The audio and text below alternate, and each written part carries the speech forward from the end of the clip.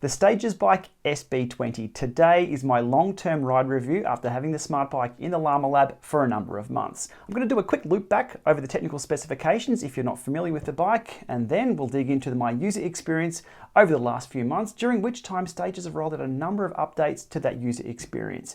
I'll then look into the power numbers, as always, to see if they're as accurate as they claim, and then finally I'll discuss a few of the issues that have popped up for users and how they've been addressed. In the video description below, I'll link to parts 1 and parts 2 of my video series on the StagesBIKE. Part 1 taking care of the unboxing, the building, and getting set up to your measurements on the bike. Part 2 is the virtual group set and gearing configuration. And with that, let's get into part 3. A quick whip through the bike technical specifications if you're not familiar with the SB20. It's an interactive smart bike. So it does sim mode for simulating hills and gradients. It does erg mode for holding you at that set point wattage for workouts, and it does basic level mode too. The StagesBIKE has a free wheel, not a fixed wheel. So once you stop pedaling, the flywheel still moves. So it's on a fixed gear that keeps ticking over like normal spin bikes have. You can coast. It has a silent drivetrain, which uses a Gates carbon belt. The construction is absolutely rock solid. It is the most stable smart bike that I have ridden. There's no leg rub on this unit because there's no top tube. You can step through and get on the bike. It has 2 bottle holders, it has an iPhone holder, it has a tablet and screen holder built into the bike, it has 2 USB charge ports, it has almost infinite gearing options, see part 2 of my video on this. It has fully adjustable settings, again see part 1 of my video series linked below on this. The flywheel, big cheese wheel at the front of the bike, weighing in at 22.6 kilos, that is absolutely huge. Ant Plus and Bluetooth connectivity, so it's compatible with all your training platforms. Plus or minus 1.5 power accuracy claimed, we'll put that to the test later on, and it has sprint shifters installed by default. Onto my experience with that hardware. The saddle, first of all, has been fantastic. It's almost identical to a Specialized power saddle, which I use out on one of my road bikes. It's the only smart bike that I have not changed the saddle on after unboxing and riding it for a few hours. The bars have been absolutely brilliant. They're splayed out on the outside, so sprinting indoors where the bike doesn't move side to side, has some clearance for your wrists. They've been fantastic. And the bar tape is second to none. Hands down, or hands on, the grippiest bar tape I've ever used on a smart bike. The hoods and levers are comfortable, so the touch points there are all covered, they're all good. The gear changes, well, the default gear changes are on the inside of the brake hoods. The buttons have no tactile or click feedback though, neither does the flywheel when you're pedaling along. The other smart bikes have a gear change feel through the flywheel, so they'll let go of the resistance just momentarily, so it feels like you're changing gears with a bit of a clunk. The StagesBIKE does not have that, but they have added a sound to the app and also some tactile feedback if you have a mobile phone on the bars.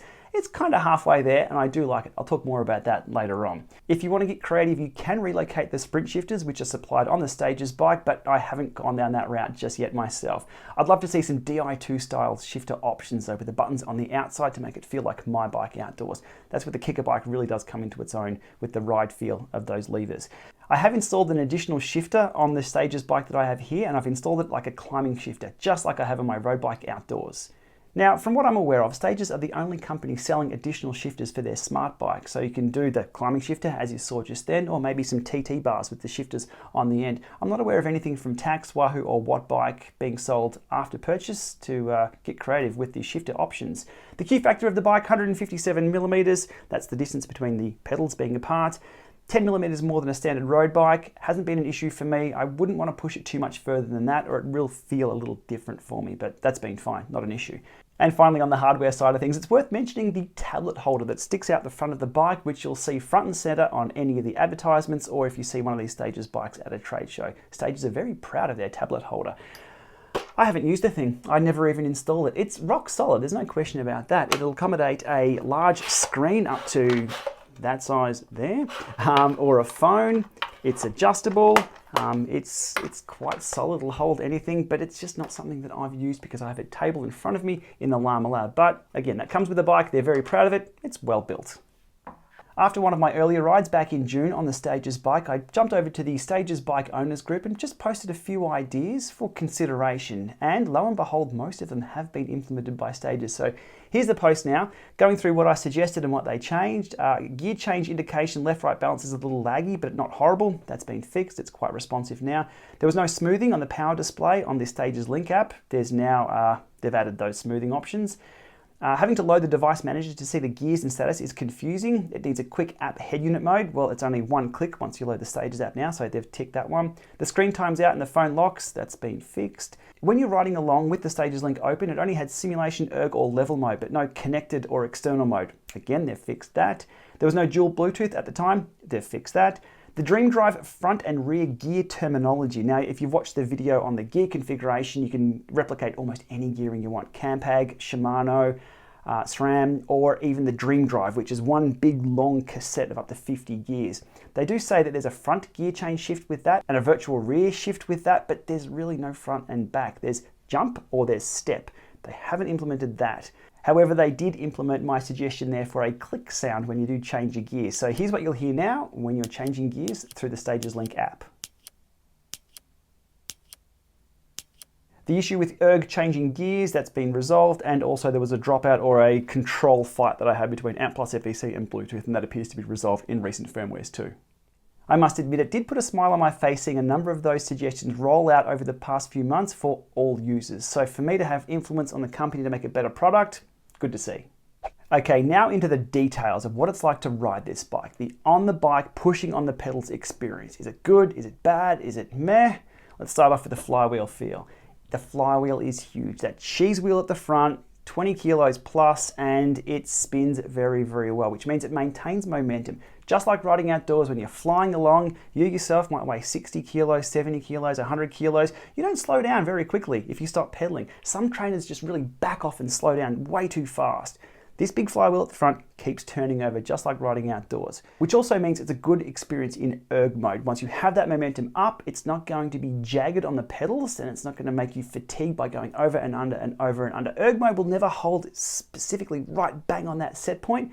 You'll go over and under a little bit. Does depend how smooth you are on the pedals, but with this, the big flywheel is very forgiving. Onto the stability of the bike, and this thing does not move. It is heavy and built like an absolute tank.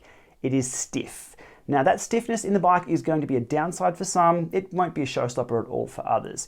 Putting this bike on a rocker plate to get a bit of movement, probably not going to be the answer. It'll be like putting roller skates on an elephant, where you're going to get some movement, but it ain't going to be pretty and probably not what you're going to expect. For me, it wasn't an issue with this bike being absolutely rock solid until I got to about 2 hours on the bike doing the longer sessions, at which time I needed to stand up quite a lot, do a bit of stretching. So I did miss a bit of the rock, and of course I did miss the tilt that comes with the kicker bike, but we're not talking about the kicker bike, we're talking about the Stages bike. So there are a few things you can do to increase comfort, but just do be aware this thing does not move. It is bolted to the ground. Now onto sim mode, so simulating the hills and ups and downs and response times of those. Now I've been using Bluetooth straight to Windows. I've been using ANT+ to record the data, but my ride experience has been over Bluetooth to Windows. The gradient changes, the hill attacks, the response times, absolutely not a problem whatsoever. Also improved with recent firmware updates.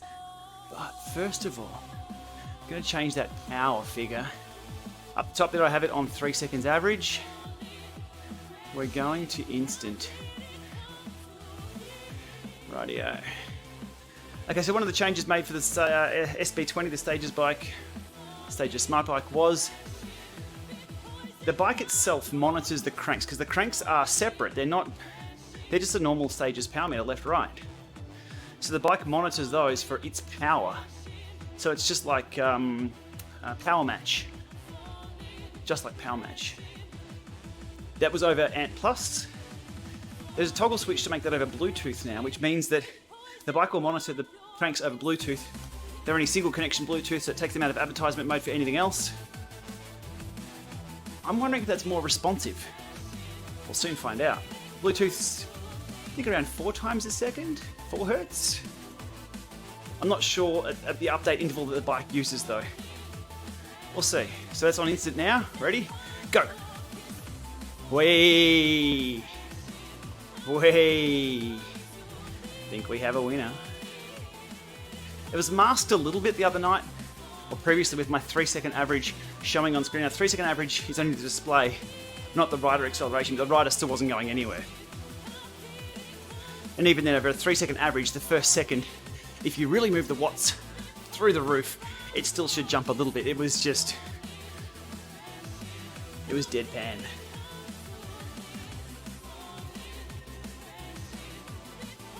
Yeah, awesome. That I'll have to toggle that off and go back to and. There's a million combinations I need to check, but I'm happy with that as a response. Like that, bang, bang, bang. Yep, cool. Happy days. So as you'd expect for a bike that is super heavy, rock solid, and feels like it's bolted to the ground, it does really well in sprints. Now this is an interesting one too. If you caught some of my live streams, you'd see me doing this on the live streams, and that is grabbing a handful of brakes to really punch into that sprint. Let me explain. In-game, in Zwift, it all depends on your power output. There's no links at all to the brakes or the flywheel speed. So what we do is you grab a handful of brakes, really pour on the resistance for the flywheel almost instantly, and you've got something to push back against and sprint against.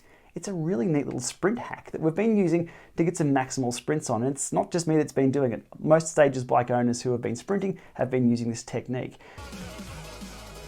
All right, let's get this sprint done so I can spin it out.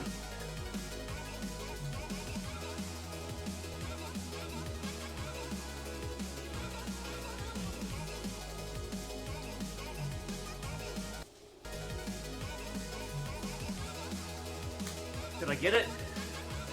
What did we get? It was only short. It was ugly. Hey, really? 14? Look out. So my question is, we've been trying to replicate outdoor riding indoors with these bikes, with the gearing and the setup and everything. Is that the right way to go though? I mean, obviously you wouldn't grab a handful of brakes sprinting outdoors, but indoors, it's a really neat way to respond instantly in-game to a surge, attack, or just turn on that resistance a lot faster than you can grab any gearing. So is this an area that should remain different to outside? That's an interesting one to look at. Anyhow, brake sprints, they're a thing and they do really well. So with sim mode covered, with sprints covered, it's now onto erg mode. How does this thing hold up when it tells you to hold those certain wattages for those workouts? In longer steady state efforts, the bike does really, really well. That large flywheel keeps ticking over and doesn't punish you for those little micro ups and downs that you do, obviously, when you're trying to hold that set point wattage. It does depend on how smooth you are, but at 200, at 250, during those Lama lab tests, it was absolutely fine. The power does jump up and down a little bit. Obviously, humans aren't perfect, but it doesn't punish you and really kick you in the backside. When you're down and have to bring it back up, that flywheel really spins over. Does depend on your riding style, as I said. The short 350 and 450 efforts did take some time to ramp up. So from 150 to 450, it took around 10 to 12 seconds, and you'll see that in the data in a moment, to ramp up and stabilize where it needed to be. There was a few little overshoots, but once it was there, the longer efforts, they were absolutely fine. Now, I'm not going to bother putting a sound meter or anything anywhere near this bike. There's no need. It is dead quiet. That's whilst pedaling and that's whilst coasting. There's no ratcheting noise. The only sound you'll hear from the bike is a slight little when you turn the brakes on and it's applying a ton of resistance, but that is almost inaudible. Now it's onto the data review, and yes, we will get to my favorite website on the internet in just one moment. Now, first of all power meters, smart trainers and smart bikes are self-certified for accuracy, meaning that companies can claim almost whatever they like, and they do, in regards to accuracy. So how can we tell what's right, what's not, and what's maybe in between? Well, we do that with comparative testing, and that's using other power meters to compare the power meter that we're looking at to see how it lines up. But then how do we know whether those comparative power meters are accurate or not? Well, there's history. We've got multiple tests from the comparative power meter, and we can also do static weight tests, which give an indication, well, a single data point indication, that a power meter is likely to be accurate. So we base that on history too. And finally, we need a solid testing protocol. A protocol that represents a cross-section of what I would call standard usage, and that would be riding in sim mode, riding in erg mode, with steady state efforts and over and unders, and also some maximal sprints. And that's exactly what the Lama Lab was built for. So here we are on my favorite website on the internet, the DC Rainmaker Analysis Tool, where we can compare multiple power meters as an overlay and see how they stack up. And they stack up pretty well. So Vector 3s were my power meter of choice on the StagesBIKE later on in the testing cycle that I was doing. Standard Lama Lab test, as you can see here, will dive into the steady state, 200 and 250 into the sprint. All looks pretty good there. Numbers being 228, 227. It's a little bit of up and down in the power there, but all looking just fine. Okay, into the sprint here, and a little bit of lag there in reporting. Now, there's always going to be 1 or 2 seconds lag, a little bit depending on how the recording interval is, but you can see there they top out at about the same, and overall, that's pretty close with the Vector 3s. Next up, the over and unders, and as I was talking about before, it takes a little bit for it to come up to speed, and you can see that there visually. So numbers wise, 208, 208, so all looking good, averaged out over that 4 minutes 45. Bit of a spike there. Once we settle in, pretty smooth. There's definitely no big ups and downs. 350 into the 450s, and you can see here the first 10 seconds or so takes a little bit to stabilize, and after about 12 seconds, it's in the zone that I need to be. And again, the same here, once it figures out where it needs to be. So 20 seconds is quite a short little erg interval. 30 seconds, 45 seconds, a minute plus gives enough time for erg to really stabilize. 20 seconds, and that's why I use it, can stress some trainers. So not too bad, just a little bit slow on the uptake though, but definitely nothing much to worry about. And then the cool down, with a little bit of other sim riding there with a few overs and unders, 170 power numbers, looking pretty good. A quick look at the cadence overall, and it's not a problem whatsoever. So numbers line up there with the power meters that I had on the bike. So 84, 84 for that, no worries at all. And finally for the Lama lab test, the mean max power, which gives us an indication whether there's an offset issue or things are just skewed a little way. That's all looking pretty good to me too. Next up is a sim ride from hell. Now this was me trying to keep up with one of the pace bots on the Halloween special, and the power was on, off, on, off, on, off. You can see it there, it is absolutely crazy. But the numbers, they line up. So Vector 3, StagesBIKE, we can dive into almost any section here and everything is tracking very well. So within 2 watts there, we'll jump in here, bit of a spike there in the middle, 177, 176. You can see there that was a super varied ride that's going to stress any power meter. That seemed to hold up just fine. 170, 171, so a crazy sim mode test there. It passes with flying colors. And finally, this was a live stream that I did the other day. This was my own workout, 5x5 with some sprint testing. There's a slight dropout there, so we'll ignore that for now, and we'll just grab these last 2 5x5s in erg. And 243, 240.7, that's all looking pretty close. Looks a little spiky, but that is because of the scaler there on the side, but I'm quite happy with that. The feeling on the pedals there was definitely not up and down. That's no smoothing whatsoever on the data reporting, but the numbers there are looking good. Into the maximal sprint, which I did, again, grabbing those brakes. If you saw the live stream, I put a bit of effort into this one. And what do we peak out at? The StagesBIKE reporting 1359 watts and the Garmin Vectors 1349 watts. So peak power testing on that, and overall that looks pretty good in the sprint. So the conclusion of the power numbers, that all looks pretty good to me. But look, it wasn't smooth sailing getting there. Stages had shipped me a very early SB20 that I'd installed beta firmware, then alpha firmware, then production firmware, then back to alpha firmware. Initially the numbers were good, and then they weren't. I experienced that paranormal activity that I've spoken about before in some power meter videos, and we just couldn't explain what was going on. Stages then decided to ship me 2 new cranks off the production line, which means the final testing you saw there was with what you'd be buying off the shelf today. So a better representation of what they're selling now. So those are the numbers that were presented. I've also performed a static weight test or verification on the Vector 3s whilst they were installed on the bike, and they checked out just fine as well. So the numbers look pretty good. On to some of the issues that I've seen reported in the Stages Facebook group and around the traps on forums and things like that. The pairing of power meters can be a little troublesome. They are 2 separate independent power meters, and you have the bike as well. So you can update the firmware on the cranks and link them with the Stages Power app. You can also do the same with the Stages Link app. It's a little confusing, but the best advice I can give there is if you're having trouble with that, delete the app, reinstall fresh, and make sure you got the latest firmware on the cranks and the bike itself. It should be good to go from there. There have been reports of knocking flywheel sounds or scraping sounds coming out of the bike once people unbox them. That will be a thud or a whomp as the flywheel turns around. From what I've seen, Stages has addressed these under warranty, but it's best to have them evaluate that by pulling out your phone, take a little video with audio, and have them diagnose what's going on. Scrapes can be caused by the outer casing on the bike being a little bit too close. You can fix that yourself if you're handy with the right tools. Again, you can take a video, have Stages evaluate that and deal with that. Both of these issues appear to be the exception, not the norm. Nothing that I've experienced on my bike. And if you do, again, contact Stages. There's also a help guide over there on their own support site, which is pretty comprehensive for everything Stages. Okay, time to wrap this one up with my conclusion of part 3 of the Stages SB20. It's been a few months of testing and this video is getting on in time. Okay, let's get to it. If this was the only bike that I had to train on indoors, I'd be fine. It works, no problems at all for me. I do miss the tilt and a little bit of flex, sure, but just jumping on and getting my workouts done, not a problem. It was a good experience. I'd love to see some Di2 style shifter options for this though. That changes on the outside. That's just much more natural for me than changing with my thumb. I'd also love to see a lot more integration with the software training platforms that we use. Having to load the Stages Link app for gearing configuration, for that gear change sound and everything else, it's a bit cumbersome. It's okay, but ideally I'd love to see that in the software that we're using. So gear information, user profile setups, all within Zwift or the other software. Maybe one day soon we'll see some integration there. I'd also love to see the power metering or measurement done from the flywheel itself, like other trainers, rather than from two external cranks. Yes, we will lose true left-right balance with that, but that means one power meter source from one power source. No external batteries to worry about. All in all, I think Stages have done a pretty good job on their very first interactive smart bike. Remembering they've been doing spin bikes for years and years, and this is the first generation of that interactive flywheel. They've continued to improve that experience through firmware over the past few months, and I'm keen to see what comes next. Okay, we'll leave it there for today. Thanks for watching this one. As always, thumbs up if you found this informative.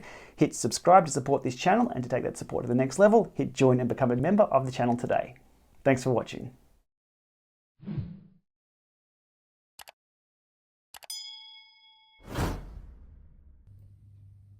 Passes the little llama test? Yeah? That's a vector 3. Thanks, mate.